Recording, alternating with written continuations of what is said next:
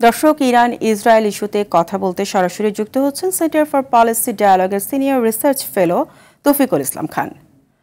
জনাব তৌফিকুল, আপনার কাছে জানতে চাইব যে চলমান সংঘাতে ইরান হরমুজ প্রণালী বন্ধ করে দিলে এবং এই সংঘাত আরও তীব্র হলে বিশ্ব অর্থনীতিতে কী ধরনের প্রভাব পড়তে পারে, এছাড়া বিশেষ করে জ্বালানি বাজার, বৈশ্বিক মুদ্রাস্ফীতি ও উন্নয়নশীল দেশগুলোর ওপর সম্ভাব্য প্রভাব নিয়ে আপনার বিশ্লেষণ কি জানতে চাই।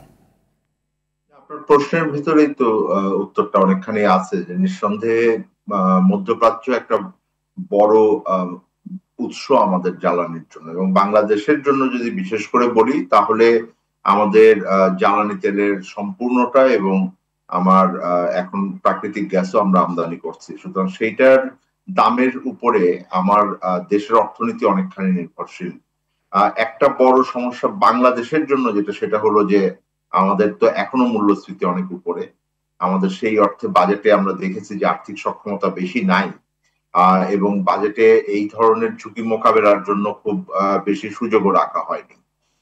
এবং যেই আমরা বৈদেশিক মুদ্রার লেনদেনের ভিতরে আছি, সেখানেও আমরা মাত্র এটাকে একটা নিম্ন পর্যায়ে স্থিতাবস্থায় আনতে পেরেছি, সুতরাং সেই জায়গাটাতে ভঙ্গুরতা আছে। সার্বিকভাবেই উন্নয়নশীল দেশে এই বিষয়গুলো খুবই বড় আকারে থাকবে, এবং জ্বালানি তেলের সাথে আর একটা যেটা খুবই গুরুত্বপূর্ণ, সেটা হলো খাদ্যশস্যের দাম।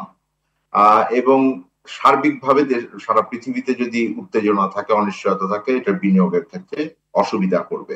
এবং ইরানের ক্ষেত্রে বিশেষভাবে যেটা আমাদের সবসময় চিন্তা করতে হয়, সেটা হলো হরমুজ প্রণালী। এটা শুধুমাত্র কয়েকটি পণ্যের আমদানি রপ্তানির ব্যাপার না, এটা আমাদের যে সি লাইনটা আছে, যোগাযোগ ব্যবস্থা আছে, অন্যান্য যে রপ্তানি আমদানির যে ব্যবস্থা, সেইটার উপরেও কিন্তু এটা প্রভাব পড়বে। সুতরাং শুধুমাত্র একটি দেশ, একটি দুটি পণ্য, এইটার উপরে এটা আটকে থাকবে না, ফলে ঝুঁকিটা অনেক বড়। আমাদের নিঃসন্দেহে একটা বড় চিন্তার জায়গা রয়েছে, এবং সেক্ষেত্রে বাংলাদেশকে যথাসম্ভব আমি মনে করি। জি, আপনাকে অসংখ্য ধন্যবাদ আমাদেরকে সময় দেওয়ার জন্য।